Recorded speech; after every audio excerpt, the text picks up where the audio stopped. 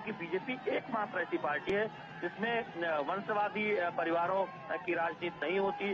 वहीं दूसरी तरफ इंडी गठबंधन है, कांग्रेस पार्टी है, तमिलनाडु में डीएमके है। सब जानते हैं कि डीएमके में जो मौजूदा सरकार है, आगे किस उनकी जो पीढ़ी है, आप जानते हैं कि पहले अगर आप देखें कि डीएमके में इस तरह से एक ही परिवार का शासन लगातार आगे बढ़ता जा रहा है, तो ये बात बीजेपी बहुत जोर शोर है जी।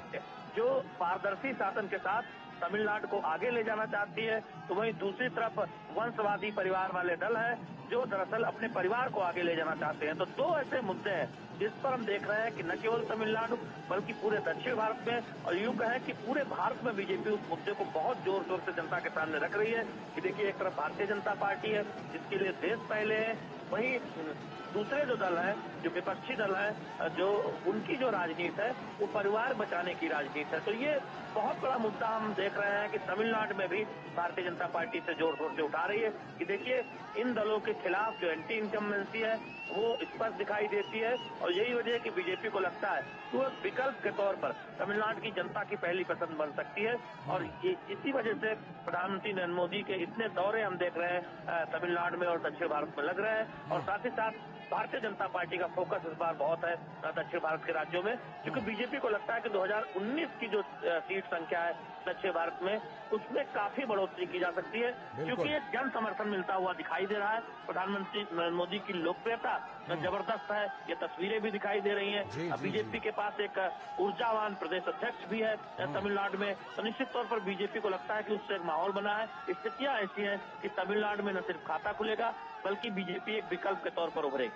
बिल्कुल, और उसी की कोशिश के तहत ये रोड शो चल रहा है, जिसकी हम तस्वीरें आपको दिखा रहे हैं और उन तस्वीरों में किस तरह से लोगों में गजब का उत्साह है और प्रधानमंत्री नरेंद्र मोदी भी किस तरह से सभी का हाथ हिलाकर अभिवादन कर रहे हैं। अनुज, ये जो 3.5 किलोमीटर लंबा आपने लगभग बताया था रोड शो, तो इस समय मैं देख रहा हूं कि जहां से भी ये काफिला गुजर रहा है वहां पर लोगों में बहुत ही जबरदस्त उत्साह है और लोग प्रधानमंत्री नरेंद्र मोदी का अभिवादन कर रहे हैं, हाथ उठाकर मोबाइल फोन से तस्वीरें ले रहे हैं। बहुत ही जबरदस्त उत्साह लोगों में दिखाई पड़ रहा है। अनुज, लालचंद्र, 3.5 किलोमीटर एक ऐसा डिस्टेंस होता है जो काफी, अगर आप इस रफ्तार से चले हैं तो करीब करीब आधा घंटा इस समय हो चुका है, 20 मिनट से ज्यादा इस समय हो चुकी हैं। लेकिन आप जहां भी देखेंगे आप देखेंगे कि कतार टूट नहीं रही है।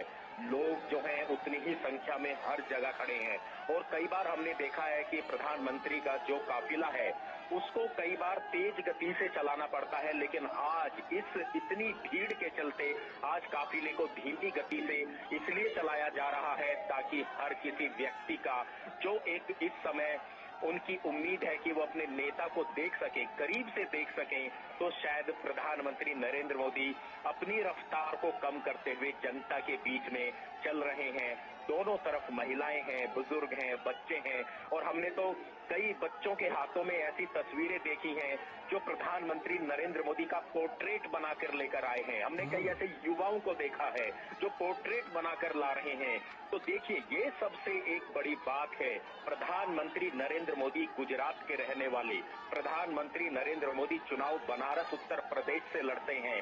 प्रधानमंत्री नरेंद्र मोदी दक्षिण भारत के अंदर जितनी लोकप्रियता उनकी बढ़ती जा रही है, ये इन्हीं बातों से सामने आती है। इन्हीं बातों से ये बात कि एक बच्चे जो हैं, युवा जो हैं, वो पोर्ट्रेट बनाकर ला रहे हैं, जबकि दक्षिण भारत की राजनीति में तो लालचंद्र आपने देखा है कि फिल्म स्टार, ज्यादातर फिल्म स्टार जो हैं वो राजनीति में आते हैं और वो बड़े पॉपुलर रहते हैं। जनता उनके पीछे पीछे भागती है, चाहे वोटों के माध्यम से, चाहे उनको देखने के माध्यम से, और इसके कई बड़े उदाहरण दक्षिण भारत की राजनीति में लालचंद्र रहे हैं।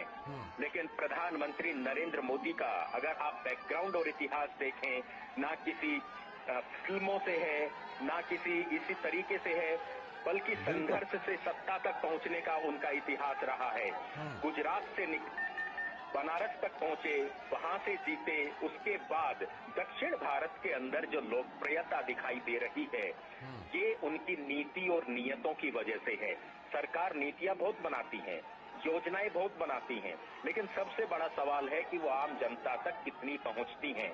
ये राजनीति के अंदर बड़े सवाल दशकों तक रहे हैं, लेकिन उन सवालों का जवाब ये जनता दे रही है। ये भीड़, उमड़ती हुई भीड़ दे रही है कि जब किसी नेता और नेता की नीति अच्छी हो, नीयत अच्छी हो, तो निश्चित तौर पर बदलाव आता है, आम जनजीवन में बदलाव आता है, देखने को मिलता है।